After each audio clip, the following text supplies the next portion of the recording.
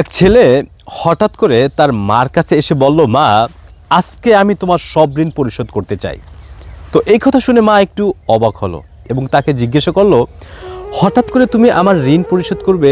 কির জন্য, কি হয়েছে তোমার, বলো তো।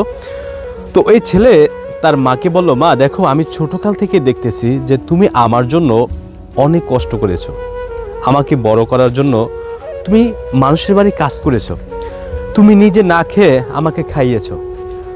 তো এখন আমি বড় হয়েছি, এখন আমি চাকরি করি এবং এখন আমি অনেক টাকা পয়সা ইনকাম করি। তো এখন আমি তোমার সব ঋণ পরিশোধ করতে চাই, তুমি আমার জন্য যা যা করেছো। তো মা তখন আর কি তাকে কিছু বলল না। তো ছেলের পিড়াপিড়ির কারণে তার মা তাকে বলল, আচ্ছা তুমি আমার ঋণ পরিশোধ করতে চাও? ছেলে বলল, হ্যাঁ। তো তখন ওই মা বলল, আচ্ছা ঠিক আছে, তুমি এক কাজ করো, তুমি আমার জন্য বাজার থেকে এক হালি কলা নিয়ে আসো। তো তখন এই কথা শুনে ওই ছেলে একটু মুচকি মুচকি হাসতে লাগলো। ওই ছেলে তার মাকে বলল, মা তুমি কি মনে করছো, আমি এখন অনেক টাকা ইনকাম করি, অনেক টাকা বেতন পাই, আর সামান্য তুমি আমার কাছে এক হালি কলা খাইতে চাইলে? যাই হোক, সমস্যা নেই, যেহেতু তুমি বলছো, আমি তোমার জন্য বাজার থেকে কলা নিয়ে আসতেছি। তো যেই কথা সেই কাজ, ছেলে বাজারে গিয়ে তার মায়ের জন্য এক হালি কলা নিয়ে আসলো। তো কলা নিয়ে আসার পরে তার মার কাছে এসে বলল, মা তোমার জন্য আমি কলা নিয়ে আসছি, তুমি এখন খাও এটা।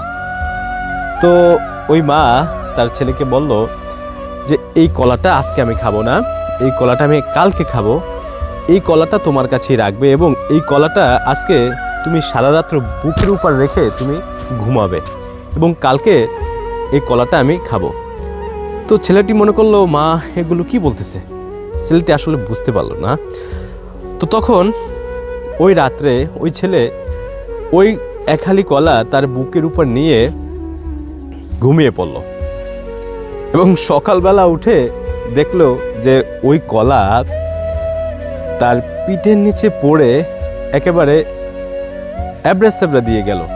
তো তখন আর কি করার, ওই ছেলে তার মার কাছে এসে বলল, মা দেখো, কলাটা আমি ঠিকই বুকের উপর নিয়ে ঘুমাইছি, কিন্তু রাত্রে ঘুমানোর সময় আমার পিঠের নিচে কলাটি পড়ে এরকম নষ্ট হয়ে গেছে। যাই হোক, কোনো সমস্যা না, আমি বাজারে গিয়ে তোমার জন্য আবার কলা নিয়ে আসতেছি। তো ওই মা তখন তার ছেলেকে বলল, দেখো বাবা, আমার জন্য তোমার কলা নিয়ে আসা লাগবে না, আমি কলা খেতেও চাই না।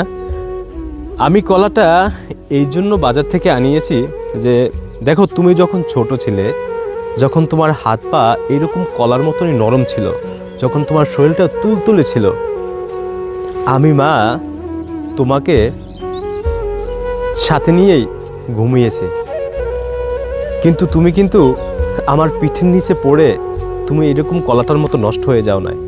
আমি যেভাবেই হোক, আমি তোমাকে দিনের পর দিন আগলে রেখে তোমাকে আমি মানুষ করেছি, সেই তুমি আমার ঋণ কিভাবে শোধ করবে বলো?